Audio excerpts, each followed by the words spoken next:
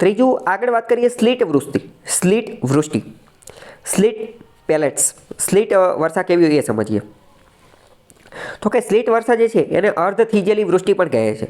વૃષ્ટિના ટીપા નીચે જમીન પર પડતા પહેલાં વચ્ચે માર્ગમાં કોઈ અતિશય ઠંડી હવામાંથી પસાર થાય તો તે ત્યાં જ થીજી જાય છે. વરસાદ જ્યારે નીકળશે ત્યારે તો એ પ્રવાહી સ્વરૂપે જશે, વોટર ડ્રોપ્સ, પાણીના બૂંદ સ્વરૂપે હશે. વાદળમાંથી વરસાદ નીકળો ત્યારે એ કેમાં હશે? પ્રવાહી પાણીના ટીપા સ્વરૂપે.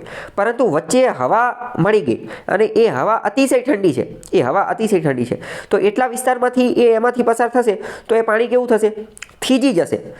તો હવે એ તાત્કાલિક તો થીજી નહીં જાય ને, તાત્કાલિક હવે તમે વિચારો થીજી જશે, બરાબર. તો શું એ તાત્કાલિક આઈસ બનશે, હેલસ્ટોન બનશે કે નહીં બને?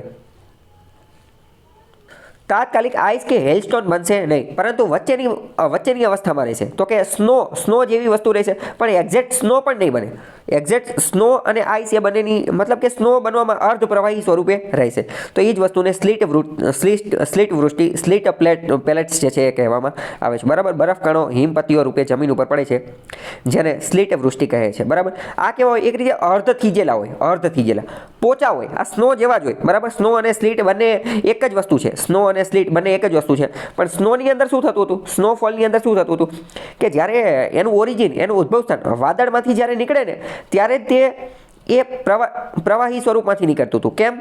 કારણ કે વાદળ બનવાની જે પ્રક્રિયા હતી એ 0 ડિગ્રી સેન્ટીગ્રેડ કરતાં નીચે જતી રહેતી હતી, એટલે કે એનું ઠાર બિંદુ જે છે એની કરતાં નીચે જતી રહેતી હતી.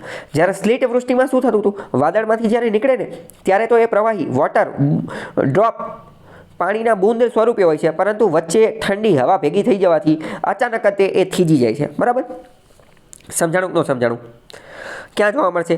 ધ્રુવીય વિસ્તારોમાં જોવા મળશે. ઠંડી હવા મધ્ય અક્ષાંશીય વિસ્તારો પર ખસી આવે છે ત્યારે કેટલીક વાર આ વસ્તુ જે છે જોવા મળતી હોય છે, બરાબર. આના કારણે ઘણી બધી વાર માર્ગ અકસ્માતો ને એ બધું જે છે એ પણ થતું હોય છે. ઓકે. કેનેડામાં, ગ્રીનલેન્ડમાં, યુરોપના, અમેરિકા, રશિયા, સાઇબેરિયા આ બધી જગ્યાએ આવું જે છે જોવા મળતું હોય છે, બરાબર.